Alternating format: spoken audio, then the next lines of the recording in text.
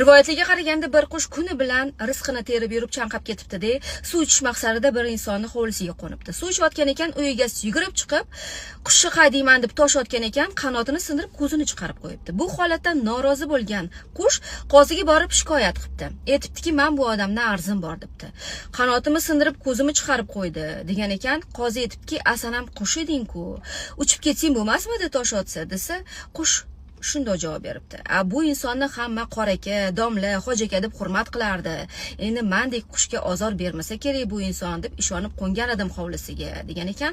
Qozi aytibdiki, "Bo'pti, biz ham unda bu insonni qo'lini sindiramiz" degan ekan. Shunda ham qush rahm qilib, "Yo'q, unaqa qilmayli" debdi. Faqatgina boshidagi sallasi bilan soqolini olib tashlasanglar bo'ldi. Menga o'xshab buni ko'rinishiga boshqalar ham aldanib qolmasin debdi. Xulosani esa Yulduz Usmonovaga topshiramiz.